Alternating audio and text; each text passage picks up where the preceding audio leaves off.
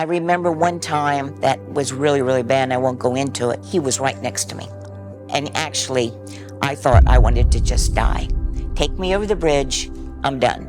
But you know what? I felt his presence. God was sitting there, right there. Like, what's most interesting to me, especially when people are like rooted in their faith, is how it helped you get through some of the more challenging things in life. Because now I'm 30, I just turned 33. I know I've got some ways to go, but I feel like I've been through some things now. And that's why we named the title of the show, Keep Living. It was a conversation that we always have with our dad. And anytime we find out something new that happened or something that just like blew our mind, my dad's always like, well, just keep living. Maybe you could give me an example of how you've kind of leaned on that. When I was a little girl, in this house of 7 adults, my grandmother was a Catholic. Okay. Where I've told this to my children, grandchildren, where most kids at night, when you say it's time to go to bed, they run to their bedroom, they jump on the bed with all their stuffed animals. I had lots of them. Not me. I wasn't allowed to do that. I ran to my bed and I had to get on my knees.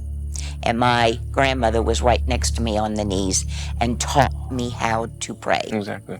So my grandmother... Every night, still to this day. Because my grandmother taught me, you go ahead and ask him to bless your parents, grandparents, all these people. Then you can personalize it. Because God becomes your best friend. So whether I was riding my bike 2 miles to school, I could be talking to my best friend. He was there by my side. Even to this day, all the things that have happened to me, I can feel him sitting right there next to me. Like physically, like. Physically. And, you know, I had some tough times. But I remember one time that was really, really bad, and I won't go into it. But he was right next to me. And actually, I thought I wanted to just die. Take me over the bridge, I'm done. But you know what? I felt his presence. It wasn't my time. I mean, he brings us in, he takes us out. But one thing my grandmother said, he will listen to your prayers, may not answer them today. It could be down the road.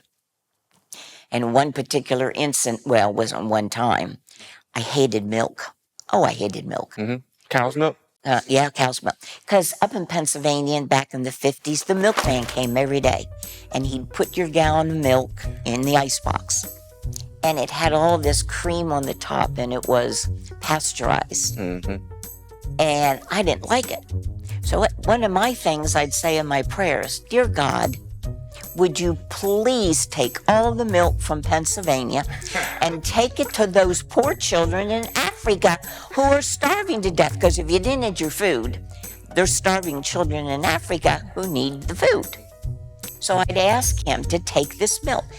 And every day, the milkman would show back up with more milk. I'd say, why aren't you answering my prayers? That was one prayer he never answered. Because milk is continuing. Because it still kept coming on.